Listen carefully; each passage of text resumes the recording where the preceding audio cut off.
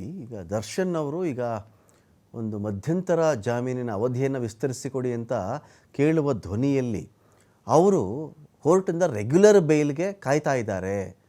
Regular bale ಸ್ಥಿತಿಗತಿಯನ್ನು ನೋಡಿಕೊಂಡೇ ಅಲ್ಲಿ ಅಕಸ್ಮಾತ್ ಅದು ಮಿಸ್ ಕಾಡಿದ್ರೆ ಈ ಕಡೆ ಶಿಫ್ಟ್ ಆಗೋಣ, ಈ ಕಡೆ ಆಗಲಿಲ್ಲ ಅಂದರೆ ಆ ಕಡೆ ಬಲವಾಗಿ ಟ್ರೈ ಮಾಡೋಣ. ಈ ಹಂತದಲ್ಲಿ ಏನಾದರೂ ಇದರಿಂದ ನಾವು ಗೆಸ್ ಮಾಡ್ಬೋದು. ಗೆಸ್ ನಾನು ಅಷ್ಟೇ ಹೇಳ್ತಾರೆ, ನಾನು ಪರ್ಟಿಕ್ಯುಲರ್ ಅಂತ ಹೇಳ್ತಾರೆ. ಅದಕ್ಕೆ ನಮ್ಮ ಮುಂಚಿತವಾಗಿ ಹೇಳಿಬಿಟ್ಟೆ, ನಾನೊಂದು ಆಂಟಿಸಿಪೇಟರಿ ಬೇಲ್ ಹಾಕೊಂಬಿಟ್ಟೆ ಇವಾಗ ನಿಮ್ಮ ಹತ್ರ. ಹೌದು, ಓಕೆ. ಇವಾಗ ನೋಡಿ, ಇದು ಹಿಯರಿಂಗ್ ಇವಾಗ ಡೇ ಟು ಡೇ ನಡೀತಾ ಇದೆ. ಓಕೆ.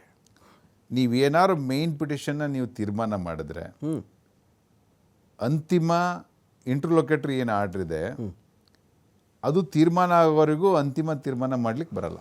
ಓಕೆ. ಇವಾಗ ಮೇನ್ ಪಿಟಿಷನ್ ಮೇಲೆ ಹಿಯರ್ ಮಾಡ್ತಾ ಇದ್ದಾರೆ. 6 ವೀಕ್ಸ್ ಲೆಟರ್ ಅರ್ಜಿ ಮಂಡೇಗೇನೋ ಎಕ್ಸ್ಪೈರಿ ಆಗುತ್ತಂತ ನಾನು ಕೇಳ್ಪಟ್ಟೆ.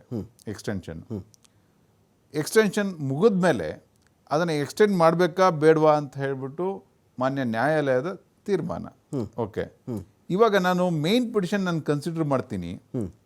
ಇಂಟ್ರೀಮ್ ಬೇಲಲ್ಲಿ ಆರೋಪಿತ ಜಾಮೀನಿನ ಮೇಲಿದ್ದಾನೆ. ಮೇನ್ ಬೇಲು ನಾನು ಆರ್ಡರ್ ಪಾಸ್ ಮಾಡ್ತೀನಿ ಏನಂತ, either reject or it is been allowed ಅಂತ ಹೇಳ್ಬಿಟ್ಟು. ಆದರೆ ಇಂಟ್ರೀಮ್ ಬೇಲ್ ಆರ್ಡರ್ ಆಗಿರುತ್ತಲ್ಲ, it will merge with the final order. Okay. ಆ ಫೈನಲ್ ಆರ್ಡ್ರಲ್ಲಿ ಏನಂತ ಬರಿಬೋದು, in case if it is rejected, ಇವ್ರಿಗೆ ಮೆಡಿಕಲ್ ಟ್ರೀಟ್ಮೆಂಟ್ಗೆ only 4 weeks is been granted, ಅದರೊಳಗಡೆ ಅವ್ರು ಮಾಡ್ಕೋಬೋದು, ಆಮೇಲೆ ಅವ್ರನ್ನ ರಿಮೈಂಡ್ ಮಾಡಿ ಅಂತ ಹೇಳ್ಬಿಟ್ಟು ಮಾಡ್ತಾರೆ. ಇನ್ ಕೇಸ್ ಬೇಲ್ ಗ್ರಾಂಟ್ ಆದರೆ, in view of the bail is been granted by the honourable high court, interlocutory application will become infructuous ಅಂತ ಹೇಳಿ ಡಿಸ್ಪೋಸ್ ಮಾಡ್ತಾರೆ. ಸೊ ಹಾಗಾಗಿ ಇವಾಗ ಅವರು ಮೇನ್ ಮ್ಯಾಟರ್ ಮೇಲೆ ಆರ್ಗ್ಯುಮೆಂಟ್ ಕೇಳಿಕೊಂಡು, so either that way or this way, but ಈ ಥರ ಏನು ನಾವು ನೋಡೋಣ, ನೆಕ್ಸ್ಟ್ ಈ ಡಿಫೆನ್ಸ್ ತೊಗೊಳೋಣ ಅಂತ ಹೇಳ್ಬಿಟ್ಟು ಅದು ಬರಲ್ಲ. ಯಾಕಂದರೆ ಇದುವರೆಗೂ ಹೆಲ್ತ್ ಗ್ರೌಂಡ್ ಮೇಲೆ ಅವರು ಆರ್ಗ್ಯುಮೆಂಟೇ ಮಾಡಿಲ್ಲ. ಇದುವರೆಗೂ ಏನು ಆರ್ಗ್ಯುಮೆಂಟ್ ಮಾಡಿದ್ದಾರೆ, only looking at the charge sheet materials. So 161 statement 164 statement ನೋಡ್ಕೊಂಡು ಹೇಳಿದ್ದಾರೆ ಹೊರತು, ಸೊ ಹೆಲ್ತ್ ಗ್ರೌಂಡ್ ಮೇಲೆ ಏನು ಆರ್ಗ್ಯುಮೆಂಟ್ ಮಾಡಿ ನನಗೆ ಇದ್ರ ಮೇಲೆ ಬೇಲ್ ಕೊಡಿ ಅಂತ ಹೇಳ್ಬಿಟ್ಟು ಏನು ಸಿ ವಿ ನಾಗೇಶ್ವರ್ ಏನು ವಾದ ಮಾಡಿಲ್ಲ.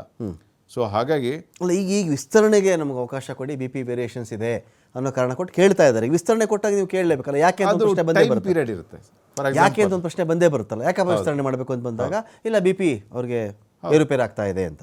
ಹೌದು. ಇವಾಗ ನೋಡಿ, ಬಿ ಪಿ ಆಗಲಿ ಮತ್ತು ಶುಗರ್ ಆಗಲಿ ಅಬ್ಸರ್ವೇಷನ್ ಚಾರ್ಟ್ ಅಂತ ಇರುತ್ತೆ.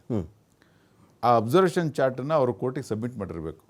ಏನು, ನಾನು ಇಂಥ ಡೈಲಿ ನನ್ನ ಬಿ ಪಿನ ನಾನು ಚೆಕ್ ಮಾಡ್ತಾ ಇದ್ದೀನಿ, ನನ್ನ ಬಿ ಪಿ ಈ ಥರ ಫ್ಲಕ್ಚುಯೇಟ್ ಆಗ್ತಾ ಇದೆ, ಈ ಥರ ಫ್ಲಕ್ಚುಯೇಟ್ ಆಗೋ ಸಂದರ್ಭದಲ್ಲಿ ಈ ರೀತಿ ಆಪ್ರೇಷನ್ ಮಾಡೋ ಸಾಧ್ಯತೆ ಇದೆಯಾ, ಅಥವಾ ಮಾಡಿದರೆ ಅದರಿಂದ ಅಪಾಯ ಇದೆಯಾ ಅಂತ ಹೇಳ್ಬಿಟ್ಟು ವೈದ್ಯರ ಅಭಿಪ್ರಾಯ ಕೊಟ್ಟಿದ್ದಾರೆ. ಓಕೆ. ಸೊ ಅದ್ರ ಮೇಲೆ ಅವ್ರು ಎಕ್ಸ್ಟೆನ್ಷನ್ ಕೇಳ್ಬೋದು.